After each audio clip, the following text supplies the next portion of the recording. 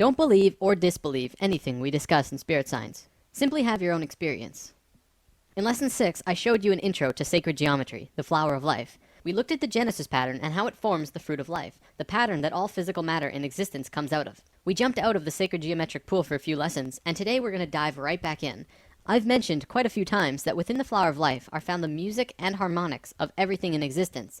Let's find out how that works, shall we?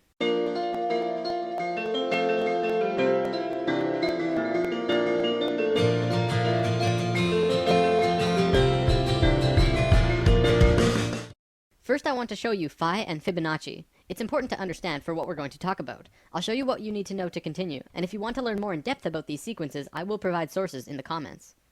Phi, also known as the golden ratio or golden mean, is a very simple relationship. If you had a rod and were going to put a mark on it, only two places would mark the phi ratio, which is here or here. The length of A plus B is equal to the length of C. This ratio is 1.6180339 and continues on forever. If you multiply the length of C with phi, it will create the exact same image, only bigger. C and D is equal to E. This ratio could then span on forever, going smaller and smaller or bigger and bigger forever. This ratio is infinite. It has no beginning and no end. It is also believed that phi is the mathematical root of all other sequences. See, every mathematical sequence in existence needs a minimum of 3 numbers to figure out the sequence. Phi only needs 2. It is the only one. Similar to how the circle and square are the source of all shape, but we'll get to that later on. The next thing that you need to know is that this ratio is found in all life everywhere, sort of. By sort of, I mean it's really Fibonacci, but we'll look at that in a moment. Look at your hand. Not only does each finger have its own ratio moving up each finger, which is phi to the next bone, but it oscillates back and forth from the tallest finger to the thumb. You wonder why the human hand is like that? It's based on phi. This relationship is found throughout the body in various ways, moving up the arms and legs, in your face, throughout the entire body. This is a Greek statue that accurately represents this. The Greeks were very precise when they made their art, because they understood phi, Fibonacci, and the importance of these sequences. When the Romans took over Greece, you could see the perfection in statues just completely disappear. I'm not saying the Romans were bad artists, they just didn't measure everything to the same caliber that the Greeks did. Here is the phi ratio in butterflies. You can see this ratio everywhere, from the wing size to the body to the antennas. They're all phi ratios. Here's dragonflies. It's the same story. Phi runs along the entire body, and the relation to the body and the wings. Here it is in frogs. Phi is found throughout the body, in relation to the head, to the arms, to the fingers, and so on. Well, what about fish? You'd think they wouldn't be found in fish. Well, here's 3 kinds of fish. Once again, the ratios are consistent. It doesn't just apply to these creatures though. Regardless of what mammal, insect, avian, plant, or living creature of any kind, you will find this ratio one way or another. There's a reason for this, but we'll get to that in a moment. Let me show you the importance we used to place on this golden ratio. In ancient times, we built many structures based on phi because we understood divine proportion. This is the pagoda of Yakushiji Temple in Japan. It's built with these same mathematics, from the doorway to the ball on top of the temple. It is a structural embodiment of the proportions that all life holds. The Parthenon in Greece also has the exact same mathematical structure, but even more. I recommend watching Nova's Secrets of the Parthenon if you wish to learn more about this, because the stuff that they find is really cool. The Great Pyramid in Giza also has these proportions. They're incredibly precise, perfect in every way. You'd think that by building these structures using the logical and mathematical proportions so carefully, that they would hinder the creativity behind these buildings, but they really don't. In fact, the left brain understanding all of this can even enhance creativity if used correctly. It makes me wonder about all of the world-famous buildings of the modern world. Could phi be a large factor in what makes them stand out? Let's move on to our next sequence, which is called Fibonacci. Now, the Fibonacci sequence is life's way of creating the golden mean. Allow me to explain. This sequence is continually made from adding the previous number to the current. 1 and 1 is 2. 2 and 1 is 3. 3 and 2 is 5. 5 and 3 is 8. You can see how it continues. Now, what most people don't know about Fibonacci is that it actually continually strives closer and closer to the phi ratio. By dividing the current number into the last, you can see this happening. 1 into 1 is 1. Well, that's not close at all. 2 into 1 is 2. This time it's over phi, but closer. 3 into 2 is 1.5, which is under, but closer still. 5 into 3 is 1.666. This time it's over, but even closer. Continuing with that, it's 1.6, and then 1.625, 1.615384, 1.619048, and so on. It continually oscillates over and under the phi ratio, never quite making it there, but continuing on closer and closer every time, until eventually you can't even tell the difference. Because phi is an infinite number, this sequence will go on forever.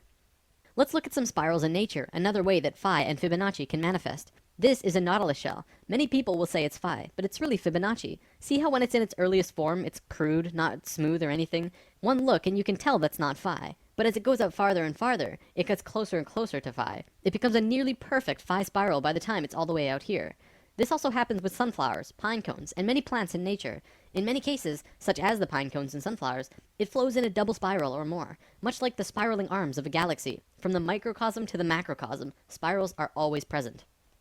So phi is basically source, or spirit, or God, in a mathematical way of thinking. The math of God.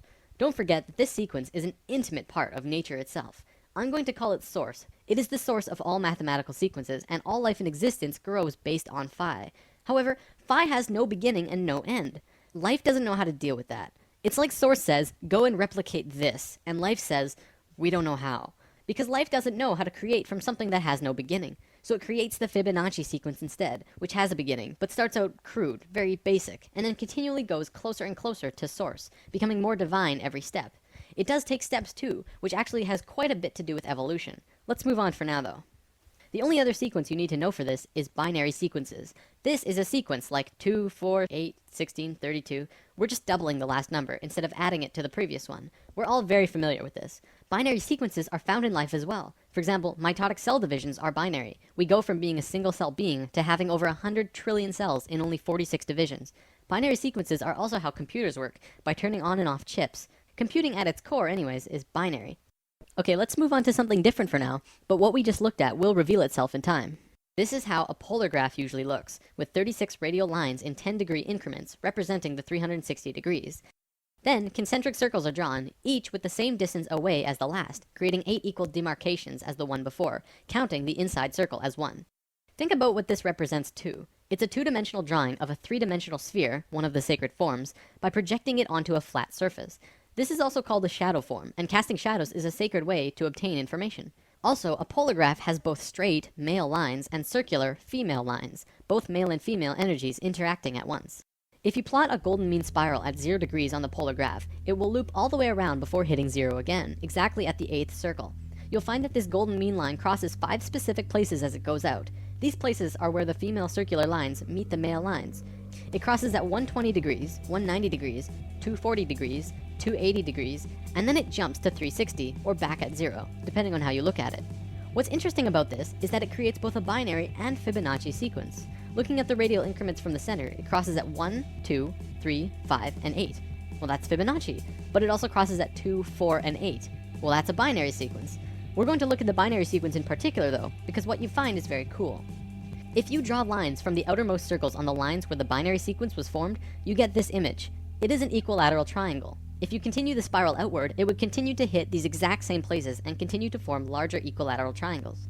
Let's divert yet again to look at something very interesting. There was a man named Keith Critchlow who discovered something very important to understanding the geometry of music. First, he drew a straight line through an equilateral triangle, and then he measured from the middle of the center line and drew a straight line up to the top edge and back down to the bottom corner. Then he did the same, but passed through the center line of the top and back down again. He did this yet again on the other side. You can keep doing this on either side as well. By drawing this funny little form, he discovered something of great importance. He writes, continuing in this way, each successive proportion will be the harmonic mean between the previous proportion and the total length, and all of these proportions will be musically significant. 1/2 being the octave, 2/3 being the fifth, 4/5 being the major third, 8/9 being the major tone or step, and 16/17 being the half tone or step. In other words, he discovered the geometries of music, or at least one aspect of them. Then he tried measuring it in a different way, starting at a different point of the center line. At 3/4, he found the measurements were 1/7, 1/4, 2/5, 4/7, 8/11, and 16/19. All of these numbers are musically significant.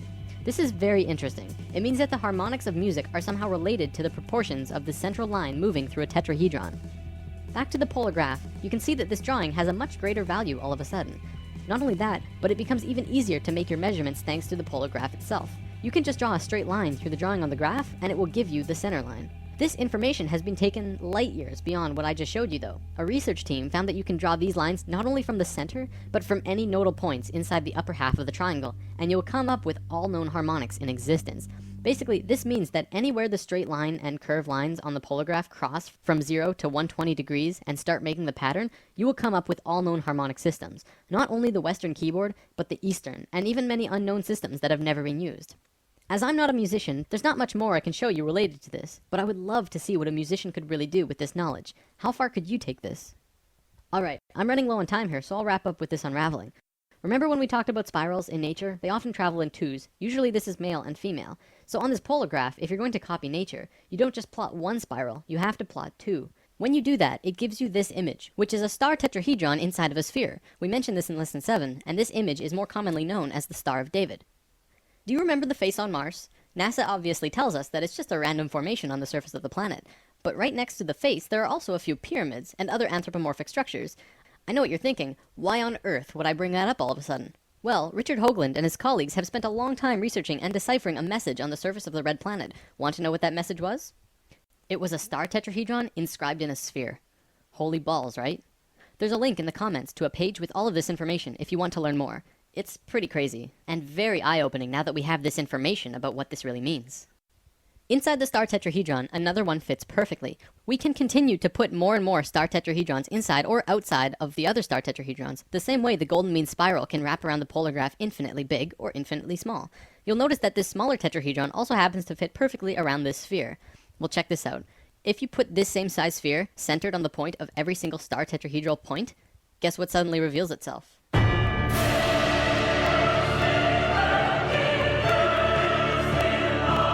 fruit of life. It's back. According to the Egyptians, as well as the Ascended Masters, this is one of the holiest, most sacred forms in existence. Of course, we already learned one of its informational systems in Lesson 6, and what you just saw was the second, only in reverse order. What this means is that all of the information of music, harmonics, sound, and spirals come out of this image.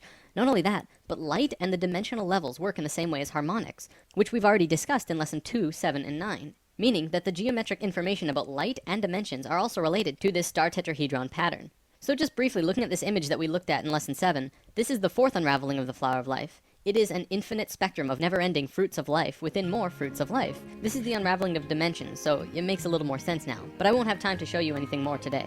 So what you just saw was the second unraveling from the third rotational pattern of Genesis, the geometry at the heart of creation.